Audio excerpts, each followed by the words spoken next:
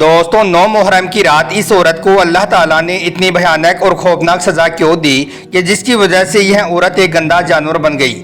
आखिर इस औरत ने 9 मुहर्रम की रात को ऐसा कौन सा काम कर दिया था कि जिसकी वजह से अल्लाह ने इसे इतनी बड़ी सजा दी, जानकर आपके भी रोंगटे खड़े हो जाएंगे। इसलिए आज का यह वीडियो आप सभी के लिए बहुत खास है और खास करके औरतें इस वीडियो को आखिर तक जरूर देखें। और आप सबसे ये गुजारिश है कि आप इस वीडियो को लाइक करें या ना करें, मगर मेहरबानी करके इसे शेयर जरूर कर दें ताकि 9 मुहर्रम की रात आने से पहले यह वीडियो और भी लोगों के पास में पहुंच जाए। तो चलिए दोस्तों शुरू करते हैं। कहा जाता है कि एक जगह पर एक लड़की अपने माँ बाप की इकलौती औलाद थी। उसके वालिदैन आले रसूल को बहुत ही ज़्यादा चाहने वाले थे। जब भी मुहर्रम का महीना आता तो उनके घर में मुहर्रम की पहली तारीख से ही इबादतें शुरू हो जाती, रोजे रखे जाते और शोहदाए करबला के इसाले सवाब के लिए खाना पीना तकसीम किया जाता, सबील यानी कि शरबत पिलाया जाता, गरीबों में सदका और खिरात किया जाता। यहाँ तक कि जो काम अहले बैत कर गई उन कामों को उनके घर में बहुत ही एहतमाम के साथ में किया जाता। मगर दूसरी तरफ उनकी जो इकलौती बेटी थी वो इन सब चीज़ों को नहीं मानती थी। वो खुले मिजाज की थी और घूमना फिरना उसको पसंद था, लेकिन उसका वालिद बहुत सख्त था और बहुत इबादत गुजार भी था। इसलिए उस लड़की को ना चाहते हुए भी यह सब कुछ करना पड़ रहा था।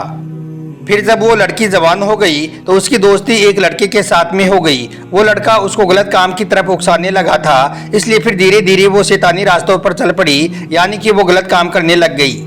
दोस्तों एक बार की बात है, मुहर्रम का बहुत ही बरकतों वाला महीना चल रहा था। उस शख्स ने अपनी बीवी से कहा कि देखो मुहर्रम का मुबारक महीना चल रहा है, इसलिए घर में लंगर का इंतजाम होना चाहिए, गरीबों के लिए खाना बनाओ और खूब सदका खैरात करो। साथ ही उस शख्स ने अपनी बेटी को भी समझाया कि देखो अभी तुम बहुत भोली हो, तुम्हें भी मुहर्रम के मुबारक महीने की कदर करनी चाहिए, तुम्हारे दिल में भी हजरत इमाम हुसैन की मोहब्बत पैदा होनी चाहिए। फिर उस शख्स ने अपनी बेटी को बताया कि किस तरह से हजरत इमाम हुसैन ने दीन इस्लाम को बचाने के लिए करबला के मैदान में 3 दिन तक भूखे प्यासे रहकर अपने पूरे घर बार को कुर्बान कर दिया था। इसलिए बेटी तुम्हें भी चाहिए कि तुम भी इस महीने में इबादत करो, रोजा रखो, सदका और खैरात करो और जो भी अच्छे काम तुम कर सकती हो वो करो। इस महीने में कोई भी बुरा काम और गुनाह का काम मत करना, क्योंकि इस मुहर्रम के मुबारक महीने में एक गुनाह का अजाब कई गुना ज्यादा मिलता है। इस तरह से इस बार बाप ने सख्ती के साथ अपनी बेटी को समझा दिया था। यह सुनकर बेटी ने झूठी कह दिया कि हाँ बाबा, जैसा आप कह रही हैं मैं वैसा ही करूंगी।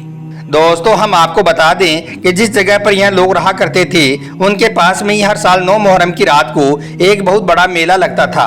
इसलिए इस बार जैसे 9 मुहर्रम का दिन आया तो इस लड़की के आशिक ने इसको फोन कर दिया और कहने लगा कि मैं आज की रात तुमसे मिलना चाहता हूँ। इस पर लड़की कहने लगी लेकिन मैं तो नहीं आ सकती हूँ, तुम्हें पता है कि मेरा बाप किस मिजाज का आदमी है। इस पर वो लड़का कहने लगा कि मुझे कुछ भी नहीं मालूम, मुझे तो आज रात तुमसे मिलना है।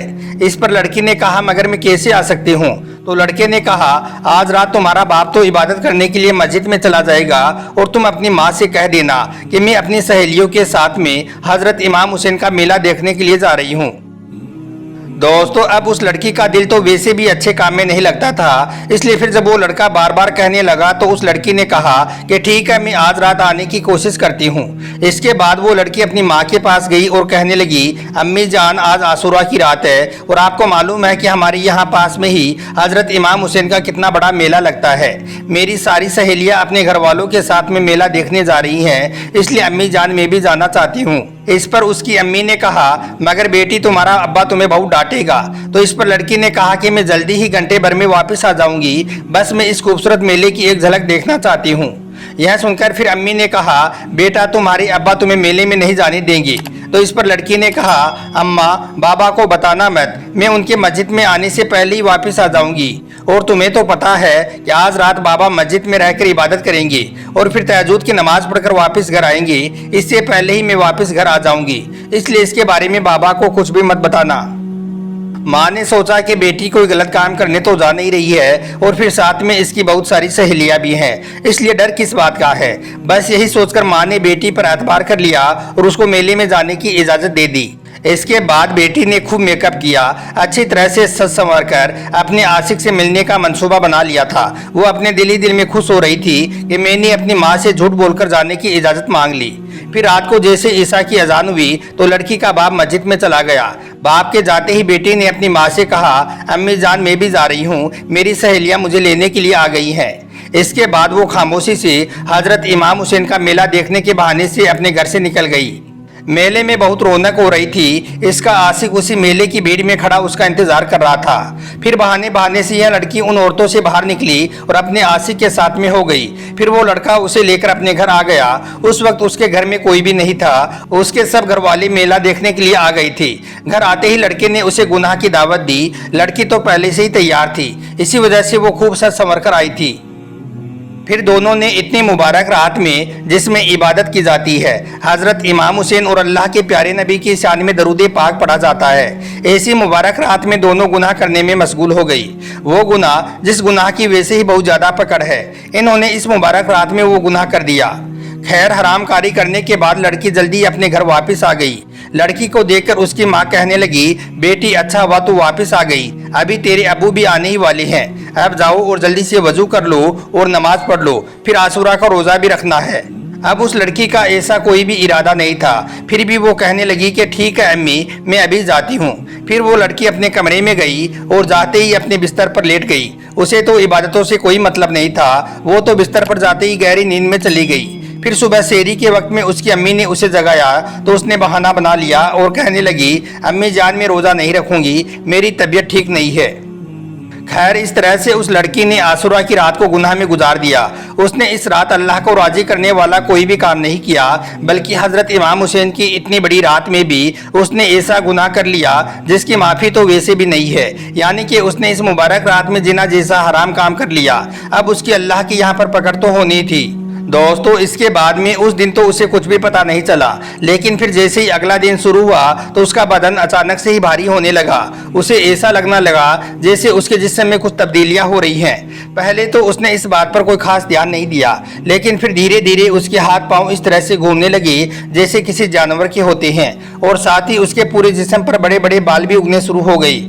اس کی ماں نے جیسے ہی اپنی بیٹی کی حالت دیکھی تو اس کی چیخیں نکل گئی۔ وہ کہنے لگی کہ بیٹی تمہیں یہ کیا ہو گیا ہے، تمہیں یہ کون سی بیماری لگ گئی ہے؟ اب وہ بیٹی کچھ بھی بول نہیں پا رہی تھی، اس کی زبان پر تو جیسے تالے لگ گئی تھی۔ وہ تو صرف اپنی آنکھوں سے دیکھ رہی تھی جن سے آنسو لگاتار بہہ رہی تھی۔ پھر اللہ نے اسے دیکھتے دیکھتے ایسا خبیث اور گندا جانور بنا دیا کہ جس کو دیکھ کر ہر کوئی گھن کرنے لگا۔ اس کا پورا چہرہ بالوں سے ڈھک چکا تھا، اب وہ مکمل طور پر جانور نظر آنے لگی تھی۔ یہ دیکھ کر اس کی ماں بہت گھبرا گئی۔ وہ فوراً ہی بھاگ کر اپنے شوہر کے پاس پہنچی اور اسے اس بارے میں سب کچھ بتا دیا۔ یہ سن کر شوہر بھی پریشان ہو گیا اور کہنے لگا، ہماری بیٹی کو یہ اچانک کون سی بیماری ہو گئی ہے؟ اس کے بعد اس لڑکی کا بہت علاج کروایا گیا، جگہ جگہ پر اس کو دکھایا گیا، مگر اسے کچھ بھی فائدہ نہ ہوا، بلکہ اس کی حالت تو دن بدن بگڑتی ہی جا رہی تھی۔ پھر ایک دن لڑکی کے باپ نے اس کی ماں سے کہا، ہماری بیٹی کی حالت کیسے ہو سکتی ہے؟ مجھے تو یہ کوئی بیماری نہیں لگ رہی ہے، بلکہ یہ اللہ کا کوئی عذاب لگ رہا ہے۔ ہماری بیٹی نے کوئی ایسا غلط کام ضرور کیا ہے جس کی وجہ سے اسے یہ عبرتناک سزا مل رہی ہے۔ یہ سن کر لڑکی کی ماں رونے لگی اور کہنے لگی، آپ مجھے معاف کر دو۔ 9 محرم کی رات جب آپ مسجد میں چلے گئی تھی تو اس کے بعد میں یہ بیٹی میرے پاس میں آئی اور میلے میں جانے کی ضد کرنے لگی اور کہنے لگی کہ امی میری ساری سہیلیاں امام حسین کا میلہ دیکھنے جا رہی ہیں، اس لیے میں بھی جانا چاہتی ہوں۔ یہ سن کر پھر میں نے اس کو اجازت دے دی اور یہ چلی گئی، لیکن ساتھ ہی میں آپ سے ڈر رہی تھی، اس لیے جانے سے پہلے میں نے اس سے کہا کہ تمہارے ابو کے آنے سے پہلے واپس آ جانا۔ پھر یہ آپ کے آنے سے پہلے آ بھی گئی تھی، لیکن تبھی سے اس کے ساتھ میں ایسا کچھ ہو رہا ہے۔ یہ سن کر باپ کو بہت غصہ آیا اور کہنے لگا، ایک تو تم نے میری نافرمانی کی ہے، اور دوسری اتنی برکت والی رات میں بھی جب ہر کوئی عبادت کرتا ہے تم نے اسے میلے میں جانے کی اجازت دے دی، اور یہ امام حسین کے نام پر گھر سے باہر نکل گئی، کیا اسے شرم نہیں آئی؟ اب پتہ نہیں وہاں پر اس نے کیا کام کر دیا ہوگا کہ جس کی سزا اللہ اسے دے رہا ہے۔ اب ادھر اس لڑکی کی حالت دن بدن بگڑتی ہی جا رہی تھی۔ اب وہ نہ ہی پانی پی رہی تھی اور نہ ہی کھانا کھا پا رہی تھی۔ 9 محرم کے بعد سے وہ بھوکی اور پیاسی ہی رہی۔ پھر ایک دن اس کی حالت بہت زیادہ بگڑ گئی اور پھر اسی حالت میں وہ تڑپ تڑپ کر اس دنیا سے چل بسی، یعنی کہ اس کا انتقال ہو گیا۔ اس کی موت سے ماں باپ کو بہت دکھ پہنچا، لیکن ساتھ ہی انہیں اس بات کا افسوس بھی ہو رہا تھا کہ انہوں نے بیٹی کو میلے میں جانے کیوں دیا۔ پھر ایک رات ماں نے خواب دیکھا کہ اس کی بیٹی قبر کی آگ میں جل رہی ہے اور چیخ چیخ کر اپنی ماں کو پکار رہی ہے کہ ماں مجھے معاف کر دو، ماں مجھے بچا لو، میں نے بہت بڑا گناہ کر دیا ہے، آپ میرے لیے دعا کریں کہ مجھے اللہ اس عذاب سے نجات دے دے۔ फिर सुबह होते ही माँ ने यह ख्वाब अपने शोहर को बता दिया। यह सुनकर शोहर को भी बहुत दुख हुआ, इसलिए फिर वो सीधा इमाम साहब के पास पहुंचा और कहने लगा कि इमाम साहब, आप कुछ ऐसा अमल करें और पता करें कि मेरी बेटी को कब्र में इतना भयंकर अजाब क्यों मिल रहा है और वो इस दुनिया में भी जानवर बनकर क्यों गई है। इसके बाद इमाम साहब ने दुआ की और कुछ ऐसा अमल किया। फिर उन्होंने देखा कि उनकी बेटी कब्र की आग में जल रही है। इमाम साहब ने उससे पूछा, ए लड़की, तुमने ऐसा कौन सा गुनाह किया है कि जिसकी सज़ा तुम्हें मिल रही है। तो उस लड़की ने कहा, मैं 9 मुहर्रम की रात हज़रत इमाम हुसैन के नाम पर अपने घर से निकल गई और जाकर अपने आशिक के साथ में जिना किया है। मेरे इस गुनाह से अल्लाह ताला इतना नाराज़ हुआ कि अल्लाह ने मुझे जानवर बना दिया और आज मुझे कब्र में यह अजाब मिल रहा है। आप मेरे लिए दुआ करें, अल्लाह मुझे माफ़ कर दे, अल्लाह मेरे अजाब में कमी कर दे। इसके बाद इमाम साहब ने उस लड़की के लिए दुआ करनी शुरू कर दी। तो दोस्तों, मुहर्रम का महीना चल रहा है। इस मुबारक महीने की आप कदर करें। इसमें आप इबादत करें, गरीबों को खाना खिलाएं और सबील पिलाएं, सदका और खिरात करें, यानी कि अच्छे अच्छे काम करें। अल्लाह को नाराज करने वाला कोई भी काम आप इस मुबारक महीने में ना करें। आपको हमारा यह वीडियो अच्छा लगा हो तो दिल से एक लाइक करके आप इसे शेयर जरूर कर देना, ताकि यह 9 मुहर्रम से पहले यह वीडियो और भी लोगों के पास में पहुंच जाए। आपका वीडियो देखने के लिए बहुत बहुत शुक्रिया।